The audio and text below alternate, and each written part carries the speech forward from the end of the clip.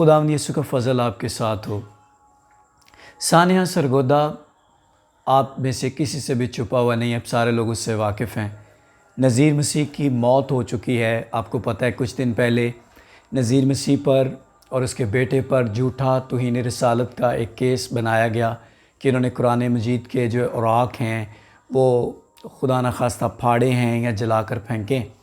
اس کے بعد کیا ہوا کہ ایک موب جو ہے وہ اکٹھا ہو گیا، انتہائی شدت پسند اور مذہبی دہشت گردی کا مظاہرہ کرنے لگا۔ انہوں نے اس کی فیکٹری جلا دی، اس کے جوتے چوری کیے اور جلا دیے، اور نذیر مسیح کو بہت زیادہ اینٹوں سے مار دیا۔ سیکیورٹی اہلکار وہاں پر پہنچے، لیکن ان کے لیے انہیں بچانا انتہائی مشکل تھا، وہ اسے بچانے میں کارگر ثابت نہ ہو سکے۔ ایمبولینس وہاں پر پہنچی ریسکیو کرنے کے لیے، جسے بڑی جدوجہد کے بعد راستہ ملا کہ وہ نذیر مسیح کو ہاسپٹل منتقل کر سکتے۔ باقاعدہ ایمبولینس کے اوپر جو ہے وہ حملہ کیا گیا، اس کے اوپر پتھراؤ کیا گیا اور اس کے آگ لگانے کی کوشش کی گئی، اور لیکن ایک اہلکار نے اپنی جان پر کھیل کر اسے ہاسپٹل منتقل کیا، جہاں پر نذیر مسیح جو ہے وہ اپنے زخموں کی تاب نہ لاتے ہوئے دم توڑ گئے اور ان کی ڈیتھ ہو گئی۔ اب ان پر یہ چارج تھا کہ انہوں نے توہین مذہب کیا ہے یا قرآن مجید کی توہین کی ہے، لیکن مجھے ایک بات کی سمجھ نہیں آ رہی کہ جب یہاں پر قانون ہے تو انہیں قانون کے حوالے کیوں نہیں کیا گیا، اس واقعے کی تحقیق کیوں نہیں کروائی گئی، اور جاہل ترین لوگوں نے بھی مجھے آج تک سمجھ نہیں آئی کہ کبھی بھی اس واقعے کی تحقیق کیوں نہیں کروائی۔ یہ وہ لوگ ہیں جو کبھی نماز نہیں پڑھتے، یہ وہ لوگ ہیں جو دودھ میں پانی ڈالتے ہیں، یہ وہ لوگ ہیں جو مرچوں کے اندر اینٹوں کا پاؤڈر ڈالتے ہیں، یہ وہ لوگ ہیں جو زانی ہیں، زناکار ہیں، یہ وہ لوگ ہیں جو ٹک ٹاکر ہیں، ٹک ٹاک پہ سارا دن ٹائم سپینڈ کرتے ہیں، ڈانسر ہیں، حرام کار ہیں، بدکار ہیں، چور ہیں، ڈاکو ہیں، لیکن یہ لوگ اس معاملے کے اندر اپنی جنت پکی کرنے کے لیے آ جاتے ہیں۔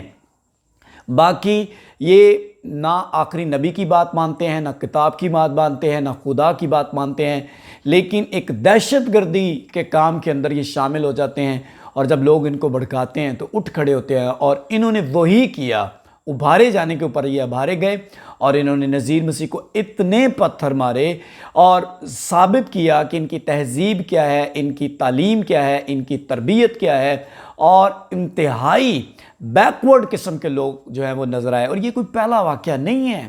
کوئی انسان کسی کو اتنے پرتشدد طریقے سے کیسے مار سکتا ہے؟ سری لنکن بندے کو جلا دیا گیا، کوٹ رادھا کرشن کے 2 جوڑے پریگننٹ ویمن تھی، اس میں ان کو زندہ جلا دیا گیا، شہباز بھٹی کو قتل کر دیا گیا۔ کتنے اور واقعات ہیں جو اس ملک کے اندر رونما ہوئے، اور میں سمجھتا ہوں کہ انسانیت کی بدترین مثال جو ہے وہ یہاں پر پاکستان کے اندر ملتی ہے ان واقعات سے۔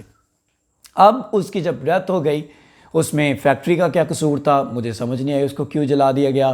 جوتے چوری کیے گئے، جوتوں چوری کرنے سے کون سی جو ہے توہین ہے وہ اس کا بدلہ لیا جا رہا تھا؟ میری سمجھ سے یہ چیزیں بھی باہر ہیں۔ گھر کی توڑ پھوڑ کر کے کون سے ثواب کمائے جا رہے تھے، یہ بھی چیزیں میری سمجھ سے باہر ہیں۔ جب یہ سارا کچھ ہوا تو اس کے اوپر مجھے اس بار کوئی بڑی مذمت دیکھنے کو نہیں ملی، اور اگر کچھ چند ایک لوگوں نے مذمت کی بھی ہے تو میں سوچ رہا تھا یہ مذمت ہے کیا؟ آپ کا والد فوت ہو جاتا ہے، اس کو انصاف نہیں ملتا، آپ کا گھر جلا دیا جاتا ہے، آپ کا کاروبار بند کر دیا جاتا ہے، آپ کے بچے یتیم ہو جاتے ہیں، اور میں آ کر سمپلی یہ کہہ دوں مجھے بڑا دکھ ہوا، یا میں اس کی مذمت کرتا ہوں؟ یہ کیا ہے کتابی باتیں؟ آج تک کسی کو انصاف نہیں ملا، جڑا والا کا واقعہ مینوپولیٹ کر دیا گیا، اور مجھے نہیں لگتا کہ سری لنکن بندے کے قتل کے اوپر بھی انہوں نے کسی کو پھانسی دی ہو۔ کسی ایک بندے کو پھانسی دیں جو یہ کام کرتا ہے۔ سلیمان تصیر کے واقعہ کے اندر انہوں نے ممتاز قادری کو ضرور پھانسی دی، لیکن میں سمجھتا ہوں کیونکہ وہ گورنر تھا، اگر وہ گورنر مسیحی ہوتا اس کو کبھی انصاف نہیں ملتا۔ ممتاز قادری صاحب کو کبھی بھی سزائے موت نہ ہوتی اگر گورنر صاحب کرسچن ہوتے یا کوئی کمزور طبقے کا بندہ ہوتا۔ یہ صورتحال ہے پاکستان کے لا اینڈ آرڈر کی۔ اور پھر یہ ایک بات کہی جاتی ہے بعد میں، اسلام جو ہے یہ تعلیم نہیں دیتا۔ میں مانتا ہوں اسلام یہ تعلیم نہیں دیتا، تو پھر یہ جو کام یہ کرتے ہیں ان کو یہ کون سکھاتا ہے؟ سوچنے والی بات ہے نا، یہ ٹیچنگ ان کو کہاں سے ملتی ہے؟ آپ کہتے ہیں جی نہیں جی ہم نے نہیں دی، تو کس نے دی ہے؟ کوئی تو ہے ان کو سکھا رہا ہے۔ کیوں علماء کرام سامنے آ کر ان کا پردہ فاش نہیں کرتے جو یہ سکھا رہے ہیں۔ میں یہ سمجھتا ہوں اگر آپ چاہتے ہیں کہ اسلام کی عزت محفوظ رہے، اس ملک کی عزت محفوظ رہے، تو ان تمام کالی بھیڑوں کو باہر نکالنا ہوگا جو لوگوں کے برین واش کر رہے ہیں، ان کو شدت پسندی، مذہبی دہشت گردی کی طرف لے کر جا رہے ہیں۔ بعد میں یہ کہا جاتا ہے جی اسلام کو بھی بات نہ کی جائے، ان کی تعلیمات کو بھی بات نہ کی جائے، ہم جو کچھ مرضی کریں ہمیں بات نہ کی جائے۔ تو ایسا تو نہیں ہوگا بھائی، ایسا نہیں ہوگا۔ اگر آپ سمجھتے ہیں کہ آپ پرامن لوگ ہیں اور آپ کا مذہب سب سے بہترین مذہب ہے، تو آپ کا عمل بھی سب سے بہترین ہونا چاہیے۔ آپ کے عمل سے پتہ چلنا چاہیے کہ آپ کی تعلیمات کتنی اچھی ہیں۔ چلو میں تو اس بات سے اگری ہوں کہ کوئی مذہب بھی یہ تعلیم نہیں دیتا کہ آپ تشدد پسندی کا راستہ اختیار کریں۔ یقیناً اسلام نے آپ کو یہ ٹیچنگ نہیں دی، تو پھر ان لوگوں کو بے نقاب کرنے کی ضرورت ہے جو یہ ٹیچنگ لوگوں کو دے رہے ہیں، برین واش کر رہے ہیں، جاہل لوگوں کو ابھار رہے ہیں اور ان کی جہالت کا فائدہ اٹھا رہے ہیں۔ میں ان کو جاہل کہوں گا، یہ کوئی نبی کے محبت کرنے والے نہیں۔ اگر یہ محبت کرنے والے ہوتے یہ مسجدوں میں پائے جاتے، یہ عمل کے اندر مسلمان ہوتے، اور پھر بعد میں کہا جاتا ہے یہ مسلمان بھی نہیں ہیں، تو پھر علانیہ کہیں یہ کون ہے؟ یہ کافر لوگ ہیں۔ یہ وہ لوگ ہیں جو اصل میں نبی کے اور اللہ کے منکر لوگ یہ ہیں۔ قرآن کی تعلیم ہے جس نے کسی ایک انسان کا قتل کیا، اس نے پوری انسانیت کا قتل کیا، اور ایک موب نے ایک بندے کو اتنی بے دردی سے مار دیا، ان کو یہ آیت یاد نہیں آئی، ان کو یہ قول یاد نہیں آیا، ان کو یہ تعلیم یاد نہیں آئی۔ یہ کون سے یہ پاک اور ایماندار لوگ تھے؟ ہرگز یہ ایماندار لوگ نہیں تھے۔ جب ان کی ڈیتھ ہوئی نذیر مسیح کی، انہیں ایک ڈیتھ سرٹیفکیٹ دیا گیا اور اس کے اوپر لکھا تھا کہ یہ کورٹ میں پیش کرنے کے لیے اپلیکیبل نہیں ہے۔ آپ اندازہ لگائیں، نذیر مسیح کو انصاف ملے گا؟ ہرگز نہیں ملے گا۔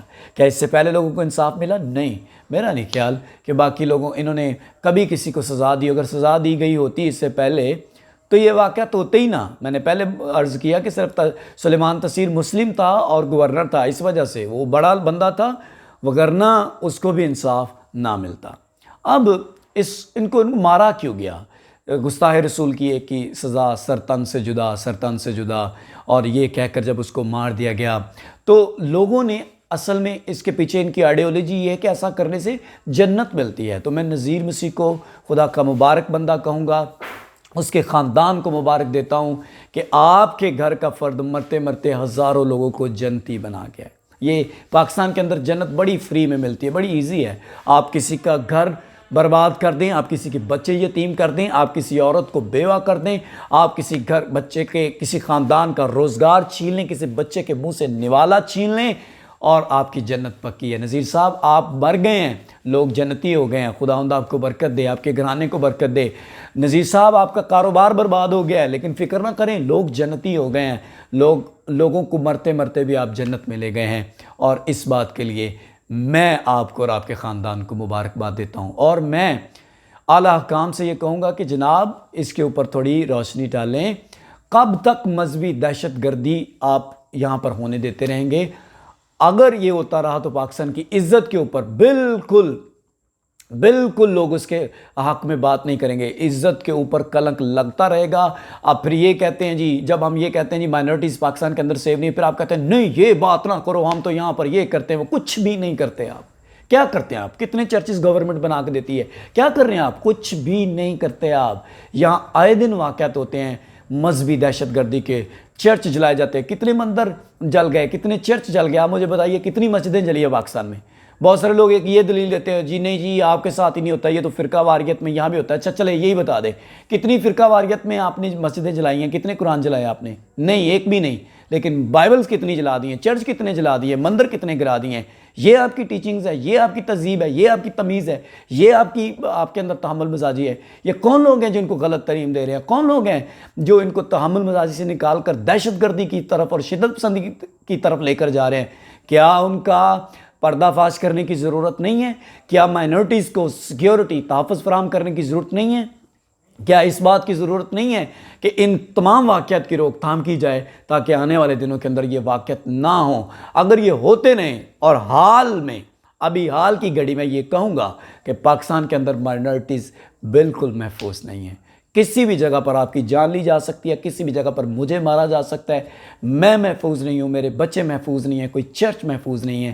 یہ پاکستان کا لا اینڈ آرڈر ہے۔ تو میں دعا کرتا ہوں خدا ہدایت بخشے اعلیٰ حکام کو اور میں اپیل کروں گا انٹرنیشنل گورنمنٹس کو بھی پاکستان کے اوپر تھوڑا پریشر ڈالیں، ان سے بات کریں کہ یہ پاکستان کے اندر کیا ہو رہا ہے۔ آپ بالکل حقدار نہیں ہیں کہ آپ فرانس کے یا فلسطین کے یا کسی بھی کنٹری کے اندر ہونے والے واقعات کو کنڈیم کریں، کیونکہ آپ خود وہی کام یہاں پر کر رہے ہیں۔ بہرکیف ہم دعا کرتے ہیں خدا پاکستان کو اور آپ تمام لوگوں کو عقل اور ہوش کے ناخن لینے کی توفیق عطا فرمائے اور برکت عطا فرمائے، آمین۔